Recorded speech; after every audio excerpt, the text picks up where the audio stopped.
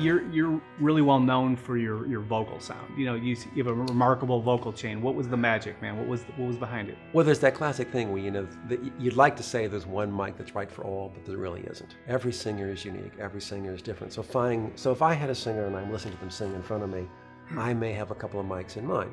So maybe I put up an M269 and a 251 and a U47, or if it's maybe a little too simple and I'm going a 67, a particularly good one. And then I had a prototype of the Sony C800G. George and I worked with Sony in the development of that microphone, and we had some prototypes that were particularly good. And I was very fond of that microphone. But it depended on the sibilance. But of course, obviously with Pro Tools, the ability to manipulate every S separately allowed you to use sometimes a brighter microphone, then go in and finesse all the S's and T's afterward to make it sound perfect.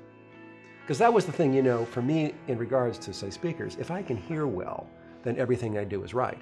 If I'm not hearing well, then I'm in trouble. So when I'm listening to a vocal, the fun part is that I go through, and if there's one word that's a little harsh, in one syllable, I can take the 5K out or 2K out, just that one word or half a word, make every S and T sound, and make a vocal sound smooth and really have attack and punch without being harsh. So then, because the fun is you want to be able to turn it up and have it kick ass and not hurt your ears. Sure. And that's really, you know.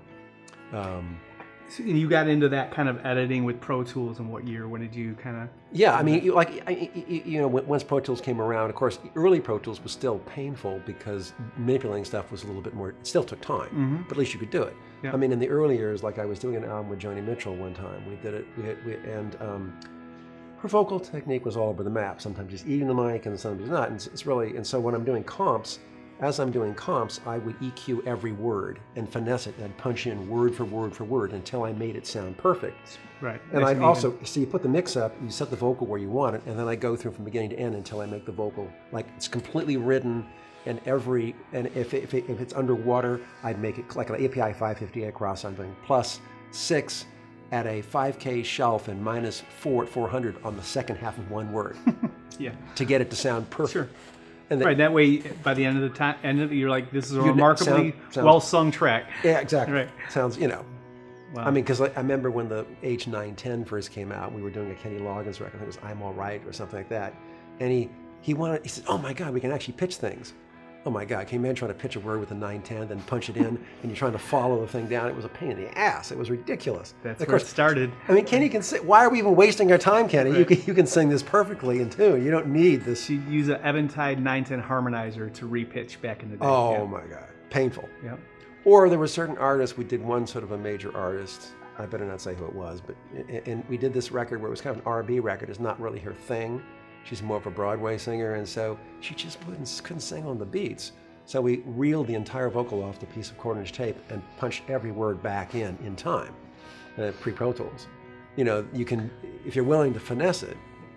But back then, you know, you didn't know any, that's what you did, right? You had to make it work. You made it work. So those are great stories. What would you use for your chain? So that, talking about mics and your editing, so what was your So if I pick a mic that I like, and the other thing too for the singer, for me was really important, is finding the exact position where that singer sounds perfect on that microphone. And so for me, it's setting the windscreen in just the right place, putting a little red dot. So I said, this is really where you want to be. You want to be on axis. That's the spot you want to hit. Because the most important thing is different mics have different levels of proximity. Some sound much better closer, some sound, so I find the spot for that particular singer.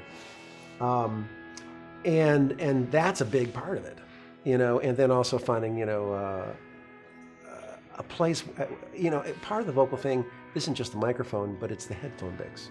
So a lot of times when I'm doing vocals, I've got the headphones on, I have the mix up on my phones, and it should sound like a finished record.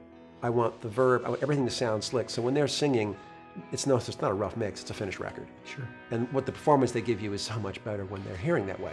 Absolutely. And that obviously you want to make sure that there's intonation issues, depending on the singers, that you've got the right melodies that they can, you know, reference, those sort of things. And then the other thing is, in regards to, say, compression, every singer is different. You know, some singers, you know, I could not record without a compressor. You know, but I tend to like the old DBX 160. Forgive me. It is a 318 amplifier, which is quite a fast amp, same amp as in the ATR 102. It's quite a good sounding unit, and if I need to do a lot of compression, it's quite fast. And so I have one singer, you know, who is just like, I mean, I was compressing, peaks of 16 dB peak compression.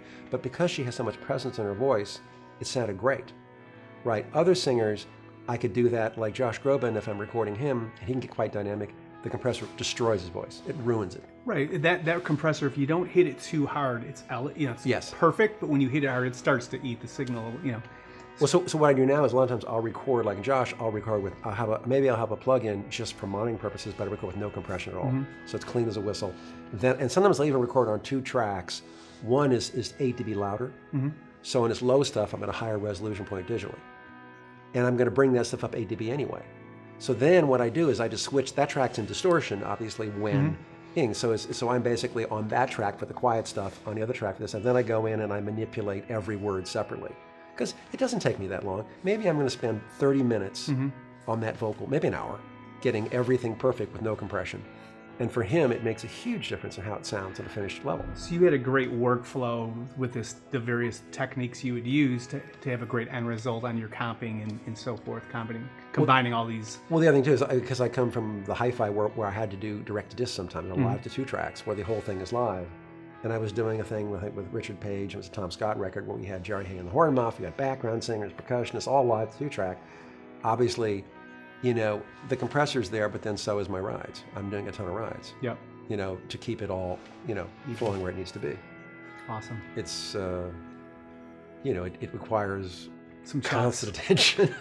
Years of experience, right? Yeah, and then in regards to EQ, it's infinitely better once again, if you get the mic position perfect and you get the right choice of microphones, then EQ is much less of an issue because you pick the mic that the tonality is right for that singer. It doesn't mean you might have to add a little difficulty shelving or whatever you have to do to get that singer perfect, but generally speaking, it's always better to get the right mic in the right position first and then look at EQ. So Al, let's talk about gain structure for all these singers. You talk about optimizing their position, the perfect spot to sing for proximity and so on. What about the gain structure? Well, the classic thing is before the compressor's even the line, it's a matter of finding the singer, how loud are they going to sing, where is it going to be, what's their dynamic range, and you say, okay, look, this is where, when they're kicking ass, this is what it is, okay? So obviously the most important thing is to find, if your mic creates an API, and hopefully you can do it without a pad, and you find out, okay, I can cover anything the singer's going to do. And the thing you have to remember is that whatever they do while you're running it down isn't what they're going to do when they actually perform it. So allow another 12%. Sure. Because a little more room for error. This class, I was doing a duet with Linda Ronstadt. I was doing a film for Spielberg, and Linda Ronstadt and James Inger were doing this duet somewhere out there. And when Linda hits the high notes, I had a 67 on her. The thing about Linda, she trained with Val Garay, and she didn't come off the mic. And when she sings loud, I can't even tell you. But the 67 broke up on the it wasn't the preamp, it was actually the mic. The mic amp broke up. Right, now, and I can't tell her to back off. She doesn't back off. But I hate putting the pad on the 67 because it degrades the sound. Sure. But with her, there simply was no choice because she was not willing to pull back.